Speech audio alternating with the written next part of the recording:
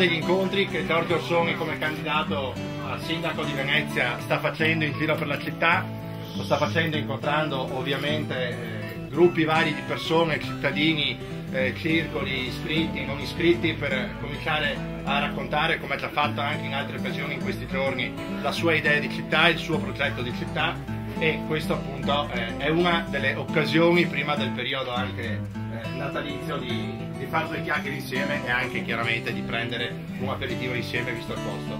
Ringrazio anche Massimo Cacciari di essere presente qui questa sera. È inutile che presenti o che dica cosa penso di Giorgio Orsoni, che conosco da decenni, una persona preparatissima per svolgere il ruolo per il quale si candida, che ha tutta la mia stima. Non è un mistero che ritenga Giorgio Orsoni quello che ha maggiori chance per l'affermazione finale, che è quella che poi conta.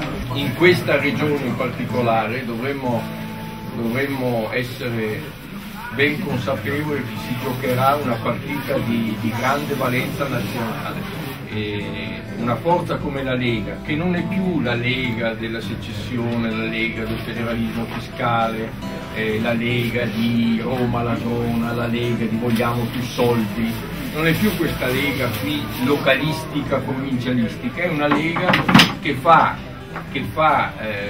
esprime, che rappresenta una tendenza culturale nazionale, che esprime una cultura estremamente pericolosa e fondamentalmente antidemocratica. Questa è la realtà oggi della Lega, non è più la Lega con la quale probabilmente si sarebbe potuto anche dialogare 10-15 anni fa. Se ci giocherà questa grande partita nazionale, cerchiamo di giocarcela bene, cerchiamo di non disperderci in cose del tutto marginali, perché la partita che dobbiamo giocare è questa. L'episodio del prefetto francamente mi ha scandalizzato, sono rimasto inorridito, perché l'uso partitico delle istituzioni è la premessa per le cose peggiori a cui purtroppo abbiamo assistito in epoche non così lontane, tutto sommato. Prima delle sfide, l'amministrazione di tutta la città, sia ben intesa della città d'acqua e della città di terra, nelle sue varie componenti. Per me venire a Mestre è una gioia e l'ho provata anche pochi minuti fa, quando sono passato davanti alla torre, proprio dove ho abitato per tanti anni. Per me Mestre è la mia infanzia, è una parte della mia adolescenza. I problemi di Mestre sono dei problemi che credo siano al centro della città, perché Mestre è oggi il punto centrale della vita di tutto il comune, è il luogo in cui si ruota tutto. Quello che è stato detto prima è certamente alla base del mio impegno.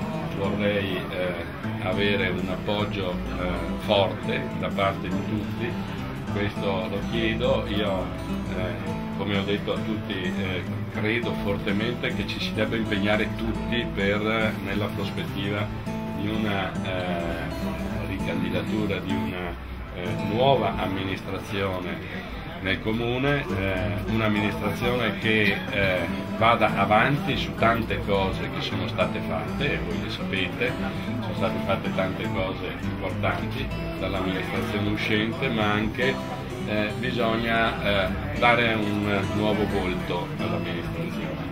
Un nuovo volto vuol dire coinvolgere sempre di più i cittadini, il tema dell'occupazione, che è centrale non solo per Marghera ma anche per Mestre, perché Mestre è una città, è una realtà che può vivere se avrà maggiore occupazione. Pensare a delle cose che non sono state fatte per mancanza di tempo, per tanti motivi, dalla sanità, certe altre cose sono da riprendere, soprattutto qua a Mestre ma anche a Venezia.